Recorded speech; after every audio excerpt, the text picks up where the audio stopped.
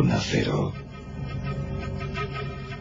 Es momento para nuestros monográficos Zona Cero. Y atención, yo espero que estéis todos anhelantes y con el botón a punto de pulsar la tecla de REC, porque este monográfico os va a interesar muchísimo. Vamos a hablar del Golem, como ya os decíamos al principio del programa. Vamos a hablar de estos personajes o de estas leyendas creadas en el centro de Europa hace ya algunos siglos. Golem, me decía Jesús Callejo, que significa sin forma, embrión. Es una leyenda que llama mucho la atención en su momento y que esta noche vamos a desarrollar en los monográficos Zona Cero. ¿Qué tal, Jesús Callejo? Buenas noches. ¿Qué tal? Muy buenas noches. Pues qué traducción tan curiosa, ¿verdad? Sí. Además, muy definitoria de lo que vamos a hablar, porque es cierto que empieza como un engendro sin forma, como una masa de barro, que es curioso que tiene también unas reminiscencias bíblicas, y al final se convierte pues en todo un homúnculo servidor de la persona que le crea y para que haga sus trabajos casi más infames, ¿no?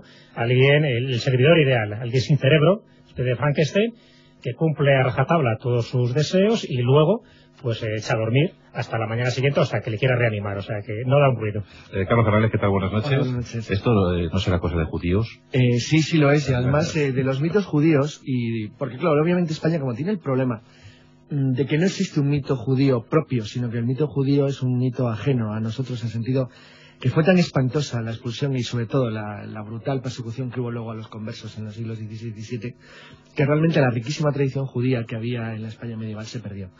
Hay también que tener en cuenta una cosa, es decir, yo ya sé, es mi opinión, es decir, el mito de las tres culturas es una de las falsedades más absurdas que se han hecho en la historia de España, de las transgiversaciones más notorias, porque básicamente culturas había dos, la islámica y la cristiana. Los judíos eran siempre una especie de homúnculo, mejor dicho, secundario, sí, en cualquiera de las dos. Pero en el centro de Europa, los judíos sí que habían alcanzado una cultura propia que además era transnacional, en el sentido que se imponía tanto en los territorios de habla alemana como en los territorios eslavos de Europa Oriental. Porque el idioma básico, el idioma común, la lengua franca que utilizaban los judíos centroeuropeos era el yiddish, que es una variante del alemán. Bueno, al fin y al cabo es una derivación del alemán. Y esta historia es probablemente, de todas las historias de mitología judía, aunque sea una leyenda del siglo XVII, la que más trascendencia ha tenido en la posterioridad. No solamente en obras de autores de otros lugares, pero muy importantes para el pensamiento occidental, no sé, desde Shelley y Frankenstein hasta Fausto de Goethe. El Fausto de Goethe tiene una variante muy parecida en la forma en que se crea al golem, como en la cultura más moderna. De hecho, el golem ha tenido una enorme influencia en los cómics y en la ciencia ficción, porque es, sin serlo, dado que es un ser creado de barro, uno de los seres creados que anticipa de una manera además muy precisa lo que va a ser luego la gran discusión de la ciencia ficción moderna cuando confronta a las dos grandes categorías inteligentes, al hombre y al robot. Ojo, vamos a diferenciar. Jesús, ¿tiene algo que ver el golem europeo con el tulpa tibetano? No tiene nada que ver. El tulpa es una creación mental que a través de una serie de técnicas, de ritos, se materializa. Pero primero partes lo de la energía sigue el pensamiento. Primero se parte de una creación de un sirviente a través, ya te digo, de unos ejercicios muy concretos, muy duros y muy esotéricos, por supuesto, porque si no cualquiera podría crear un tulpa. Se crea una especie de doble, es decir, de una proyección que se materializa y que cumple deseos, también de la persona, en este caso del dueño, pero que luego se desmaterializa, es decir, al final esa creación mental pierde su vigor, pierde todo su poder, a través también de otro tipo de rituales, y entonces desaparece como si nunca hubiera existido. Cosa que no pasaría con el golem. El golem tiene una materia prima, no está hecha de pensamiento. Bueno, entonces el único factor que les puede unir pues ese deseo de encontrar un servidor, ¿no? Sí, en el fondo es lo mismo, que es el deseo de cuando se construyen los robots, o los homúnculos, o toda la parafernalia que hay alrededor de este tipo de servidores, sean metálicos, sean etéreos o sean formaciones de pensamiento, porque en el fondo lo que se pretende es crear vida. Bueno, crear vida una cosa muy importante, lo digo porque desde luego psicológicamente sí que tiene una gran incidencia. El golem, como ahora veremos cuando contemos la historia, nace en Praga, en la Bohemia del Sacro Imperio Romano-Germánico en el siglo XVII. Sin embargo, es curioso porque la palabra robot es una palabra también checa. Es una palabra del mismo lugar que significa, deriva de robota, que significa esclavo, siervo. Es decir, porque el objeto de todo el que quiere crear seres mecánicos básicamente, bueno, seres artificiales en cualquiera de las formas, es crear, aunque no utilice la palabra esclavo, que a veces es muy fuerte, se quiere crear servidores. Servidores, Sí, sí. porque los dos, bueno, luego hay una esencia, bueno, que de hecho Asimov reconoce, bueno, aparte que era judío y conocía muy bien la historia del golem, él reconoce que cuando escribe Yo Robot en el año 45, él lo que hace es inspirarse en la tradición centroeuropea del origen de su familia, aunque eran básicamente rusos, pero bueno, eran judíos al fin y al cabo de cultura centroeuropea, que conocían muy bien las tradiciones legendarias de la historia de Rabí de León, y a partir de un análisis, curiosamente, de la leyenda del golem como servidor, es cuando él da lugar a lo que realmente ha hecho inmortal a Asimov, porque se va a aplicar y se aplicará en el futuro, que son las tres reyes de la robótica. No obstante, es una curiosa alquimia, ¿no? Sí, y además algo que incluso va más allá de la alquimia, porque estamos hablando que con el golem estamos retornando a uno de los arquetipos más universales, y es que el poder creador de la palabra. Y ahora diremos por qué, ¿no? Carlos ya nos ha dado una época, el siglo XVII, Jesús. ¿Sí? Vamos a buscar al artífice. Muy bien, estamos en tiempos de Rodolfo II de Habsburgo. Hay que situarnos un poco en esta corte. Pues a caballo entre el 16 y 17. De Praga, porque Rodolfo II, sabes que se rodeó de magos como John Dee, como Edward Kelly, estuvo también con prácticas alquímicas. Era una corte de los milagros, donde todo era posible y además con un afán renacentista que tenía este emperador Rodolfo II de Habsburgo. Y bueno, pues por aquellas callejuelas de esa Praga del siglo XVI. Que todavía se recuerda con cariño, que todavía es verdad que se sí. bueno, de hecho, sabes que en alguna de las épocas hemos hablado de que se vuelve otra vez a rehabilitar, pues también algunas de esas zonas misteriosas, igual que pasa en Edimburgo. Bueno, pues en aquella época ya había un personaje muy conocido, muy célebre, y que corrían muchas leyendas alrededor de él. Estamos hablando de un rabino, el rabino Lou, o el rabino León de Praga. León de Praga. Y se contaba pues unas cosas curiosas sobre él. ¿Qué cosas se contaban? Muchas, pero sobre todo que había logrado crear, gracias a sus conocimientos sobre la cábala. Otras versiones dicen que por una revelación de un ángel, había logrado crear un autómata de barro al que da vida colocando sobre su frente un pergamino con una palabra hebrea, de ahí el poder creador de la palabra. Esa palabra hebrea es emet, que significa verdad. Cada sábado el rabino borraba la primera letra de la palabra para que en el pergamino se leyera muerte, met, quitarle la primera letra. De este modo, el ser, este engendro, este golem, perdía sus propiedades vitales y se transformaba en una masa de barro hasta el día siguiente que lo creaba. ¿Por qué los sábados? Porque los sábados es el sábado. Exactamente, era el día de descanso, el día que, incluso por la ley rabínica, está prohibido que un servidor haga trabajos como podía ser el golem. Pero aquí surge la leyenda. Eso es lo que corría de boca en boca en todos los mentideros de las callejuelas de Praga. Pero un día, al parecer, se le olvida borrar la letra del pergamino, es decir, se le olvida borrar la primera letra, la et, y por lo tanto sigue con vida, no vuelve a ese descanso nocturno. Y entonces, bueno... Y la lía, por eso se cuenta, ¿no? Que la lía bien, porque claro, el hombre necesita trabajar, es un curioso, porque es una leyenda muy parecida también a los dentecillos familiares, estos que les tienes que dar trabajo o comida, porque si no al final acaban devorando a su propio dueño, al que sirven. Entonces, bueno, dice la leyenda que se encontraba el rabino León en la sinagoga leyendo el Salmo 92, curiosamente, cuando se oye un griterío proveniente de la sinagoga, del exterior, todo el mundo con un revuelo tremendo, y claro, él ya empieza a sospechar lo peor. Dice, me parece que se me ha olvidado borrarle la letrita del pergamino y de que la vamos a liar. Efectivamente, se había liberado un poco de las ataduras, había comenzado a sacudir violentamente los cimientos de las casas, rompía todo lo que encontraba a su paso, estaba como violento porque estaba como exigiendo un poco ese descanso al que estaba acostumbrado.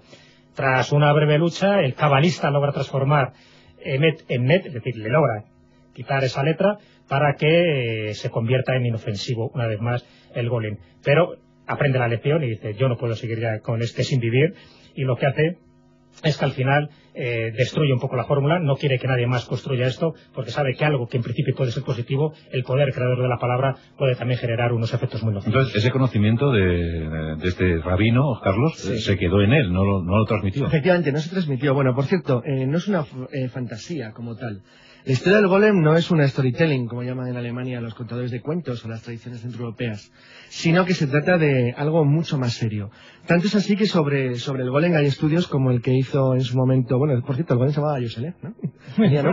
Tenía nombre. Sí. Hay una obra, la de Moshe Idel, que es uno de los grandes investigadores de la tecnología de los siglos XVI y XVII, del entorno suyo, de la cultura judía centroeuropea, donde él sostiene que, bueno, que en realidad lo que reúne todas estas leyendas Son los intentos de los primeros científicos o de los protocientíficos que se reunían en la corte cuasi mágica de Rodolfo II de intentar construir autómatas capaces de actuar de manera individual, cosa que obviamente no consiguieron por las limitaciones de la tecnología, pero que llevó a la gente a pensar que algo extraño se cocía por allí. Hay que tener en cuenta que, curiosamente, esto es una opinión personal mía, además lo he mirado durante bastante tiempo, y aunque de verdad en la historia del golem hay multitud de vinculaciones al judaísmo y a la cábala, lo que sí es cierto es que en realidad se trata de una leyenda que con ciertos matices existe en todo el occidente europeo. Lo que ocurre que en todas partes esa leyenda se ajusta al tipo de seres sobrenaturales, porque son esas seres sobrenaturales, no seres artificiales. Eso es lo que es tan interesante en el golem y lo hace tan original, que son creados, pero cuando son creados como servidores, plantean un gran problema.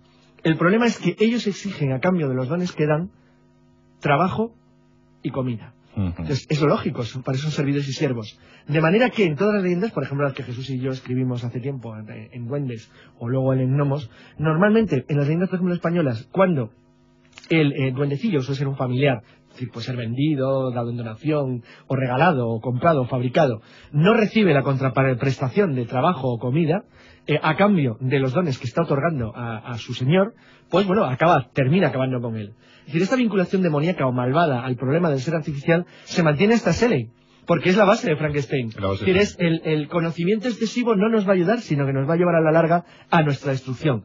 Bueno, sería muy largo de contar, porque en el caso centroeuropeo forma parte de todas las leyendas que en realidad lo que evocan es el deseo del orden natural de las cosas. Bueno, sería muy interesante, porque nos llevaría a clasificar incluso al libro, por ejemplo, en Los Profetas del Bosque, que comentábamos el otro día, porque el problema es ese, es decir, el problema es que en el fondo lo que te subyace en la leyenda del golem es que lo bueno es el orden natural. Es decir, que hay que evitar... No hay que trastocarlo. Exacto, es decir, en cierto modo es lúdica, es decir, está contra las máquinas. No, que jugar a ser dioses puede ir en contra tuya y en contra de los fines, en principio positivos que tú estás sería, en ese sentido sería francamente reaccionario como cuento. Sí, ya sabemos que era muy malo, pero ¿qué ofrecía? ¿Cuál es el catálogo de posibilidades? ¿Qué ofrecía? Un ranking impresionante. La versión esta que te contabas, un poco la versión clásica, y después está la versión más conocida, que es la que hace un escritor austriaco en una novela que se llama así, El Golem, que es Gustav Meyrink. Y te cuento un poco la versión clásica. Bueno, ¿qué hacía? Hacía muchísimas cosas. Al rabino le ayudaba a hacer los trabajos más pesados, incluso a tocar las campanas de la sinagoga, si te parece poco.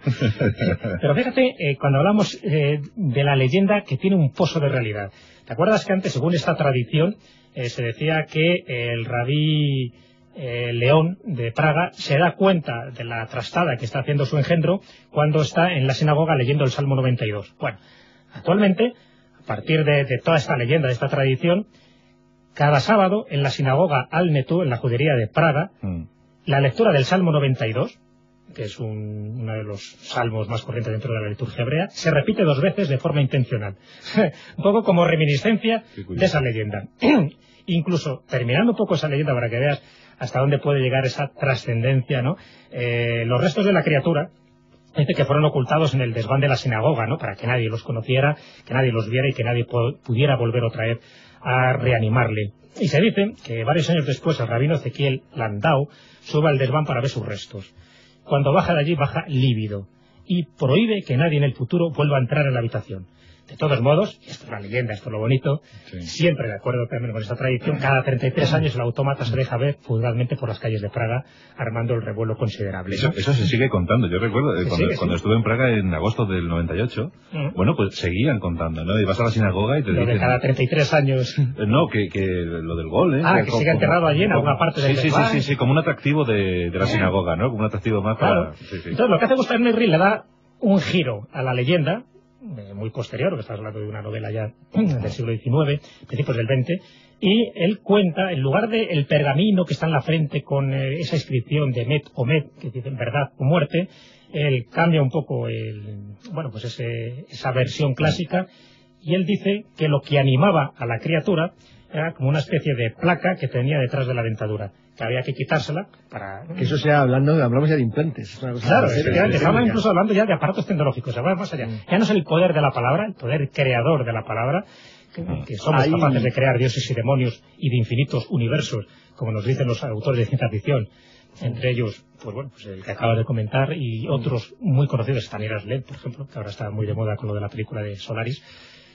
También hablaríamos de un artilugio, de algo que Jorge Luis Borges nos pone sobre la pista, y es el único sitio donde he encontrado este dato, y me parece genial, que es en el libro de los seres imaginarios. Él, cuando habla del golem, rescata una vieja leyenda diciendo que para crear un golem se requiere el conocimiento de los alfabetos de las 221 puertas, que deben repetirse sobre cada órgano del golem.